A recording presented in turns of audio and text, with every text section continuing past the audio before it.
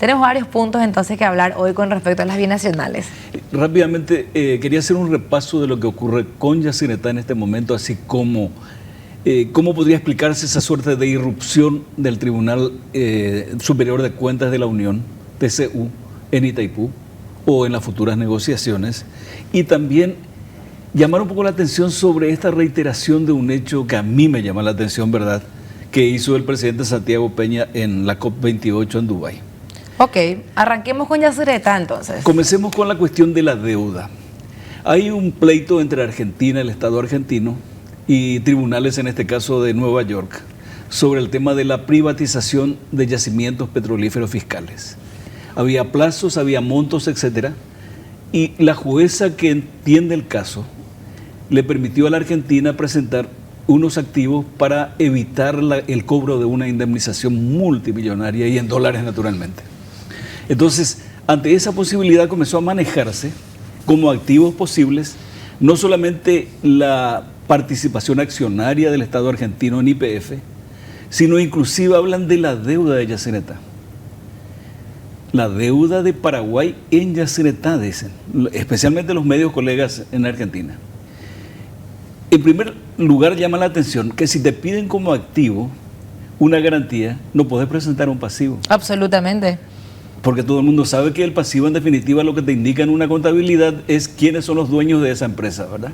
Entonces, ¿cómo van a presentar un pasivo en primer lugar? Y para colmo de males, un pasivo que no existe, porque dicen de créditos otorgados al Paraguay. Me acuerdo allá en primero de la media, en contabilidad ya dábamos la diferencia entre activo, pasivo, patrimonio neto, ¿verdad? Así es, así es. Bueno, entonces llamó muchísimo la atención porque tuvo mucha repercusión en la prensa argentina. Y de nuevo nos obliga a decir que en Yacyretá la deuda, si es que es posible reclamar, pertenece a la entidad binacional Yacyretá, que está conformada en un 50% por Argentina. Luego nunca puede ser la deuda de Paraguay y nunca se le otorgó a Paraguay un préstamo para que solvente su parte en Yacyretá. En cualquier caso, si existiese la deuda, es de Yacyretá, 50 y 50, pero que también nosotros, Ramón, cuestionamos la legitimidad de eso. Correcto. Inclusive, hasta el acuerdo Cartes-Macri, mayo de 2017, parece que la memoria funciona, mayo de 2017 en Yacyretá, se acuerda regularizar la situación financiera de Yacyretá. De ese acuerdo salió la nota reversal de septiembre de 2017.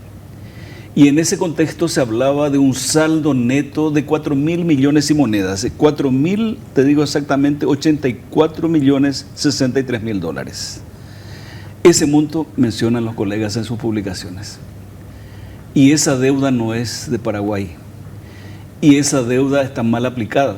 Además, la nota reversal correspondiente solamente fue aprobada en Paraguay, no así en Argentina. Ellos ni siquiera llegaron a tratar. No lo trataron. En su Congreso. Algunos dijeron que fue a dormir en los archivos del Parlamento y otros más sinceros dijeron ni tan siquiera enviaron al Parlamento. Acá sí, no solamente se trató y se lo aprobó, sino en 2 ocasiones los colorados defendieron ese acuerdo Cartes-Macri y la nota reversal consecuente. Lo concreto de todo esto entonces es, hay deuda en Yacyretá, pero no es precisamente de Paraguay. A Paraguay sí le deben. A Paraguay le deben, por ejemplo, más de 1.500 millones de dólares en concepto de compensación por territorio inundado. Tenemos que recordar que ese mar interno que tenemos ahí ahora está sobre un territorio 80% paraguayo aproximadamente. Ese territorio es entonces paraguayo en un 80% e inclusive más según los cálculos que se hacen. Y dentro del tratado se estableció la compensación, Ramón. Claro que sí, está clarito, está clarito. No hay forma de que un abogado venga a darnos la vuelta y decir, no puede interpretar de esta manera. Y ahí se cae mucho en juego, porque fíjate vos, se inundaron el 80% del territorio que cubre ese embalse. Inundaron tierras paraguayas, es natural que le indemnicen a Paraguay por ese hecho. Pero en ese caso, Yacyretá es la que le debe a Paraguay. Yacyretá le debe al Paraguay, es decir, forma parte de su costo de producción, así como los royalties en Itaipú, el resarcimiento, etcétera, en Itaipú. La compensación por territorio inundado forma parte del costo de Yacyretá, que también debe regularizarse. Entonces, viendo estos puntos, Ramón, Argentina está tomando una falacia para ir a tratar de engañar a los norteamericanos. No creo que la acepten, porque, insisto, si piden activo, me piden esta copa, que es el activo, y yo les llevo la factura que debo todavía, no me va a servir. Absolutamente. Entonces, eso en primer lugar. Y en segundo lugar, que nos interesa muchísimo a nosotros, es porque hay negociaciones inminentes también en Yacyretá, no solamente por el cambio de gobierno, sino que el plazo que estableció el tratado venció hace 8 años aproximadamente. Entonces, no hay deuda paraguaya en Yacyretá, quítense de la cabeza, quítense de la cabeza. Solamente hay deudas de Yacyretá con Paraguay por territorio inundado, así como por cesión de energía, y también de Argentina con Yacyretá porque no cubre sus facturas.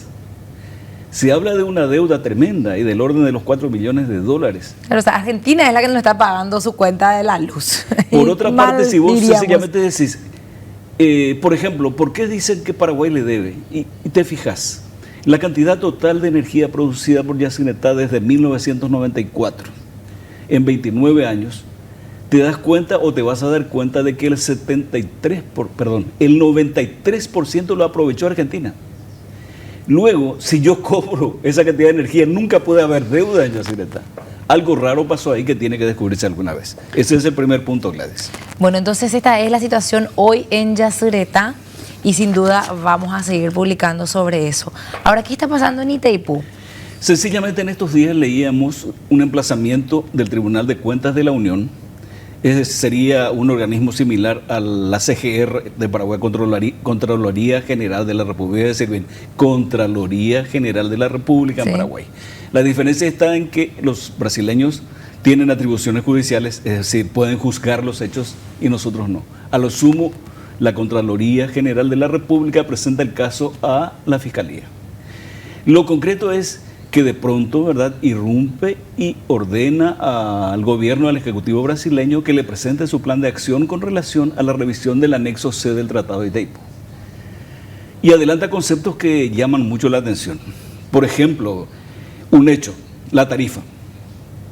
A pesar de que la tarifa nosotros también hemos cuestionado, desde el 2021, año en que Itaipú comienza a reducir su tarifa, pero no en la proporción esperada, porque como dijimos, la tarifa de Itaipú debe ser el reflejo exacto de su costo o de sus costos. Y hasta este momento los $16.71 el kilovatio mes no es el reflejo exacto de ese costo, es todavía superior. Esa es la razón por la cual el 1 de agosto Mario Audo, todavía presidente de la República, rinde cuentas y dice: hemos recibido un ingreso adicional de Itaipú de $409 millones como producto de un acuerdo tarifario en Itaipú. Podemos decir que esa tarifa es una decisión política. Así es, de los dos países. De los dos países, no refleja lo que el tratado dice. Y acá el TCU cuestiona ese hecho. Debió aplicarse lo que dice el tratado. Sí. Brasil pidiendo que se cumpla el tratado cuando le conviene, pero no así en los otros puntos. Así de terrible. Que no le conviene. Y el segundo punto que me parece a mí que es el más embromado, señala que Paraguay específicamente pone un año 2020, pero dice hace unos años, después especifica 2020. Recordemos que el 2019 hubo un acuerdo bilateral que en Paraguay fue rechazado, pero en forma tremenda. Incluso hizo renunciar a 7 altos funcionarios, incluyendo al canciller de entonces, y por poco no lo instala al presidente de la República ante el tribunal, ¿verdad?, del legislativo para un juicio político, pero así fue la cosa. Ellos dicen que estamos utilizando energía superior a la garantizada o adicional a la garantizada. Ellos utilizan otra denominación porque en Brasil llaman de otra manera a esa energía. Sencillamente para que se entienda, Itaipú está vendiendo 2 tipos de energía, es decir, no debería vender potencia siempre. No obstante, en Itaipú se clasifica la energía de 2 maneras. Una energía garantizada, que es la que debe proveer siempre Itaipú, incluso en los tiempos críticos. esa cantidad ronda los 75 mil gigavatios hora, 75 millones de megavatios hora. Lo que venga por encima, lo que se genere por encima, es la adicional a la garantizada.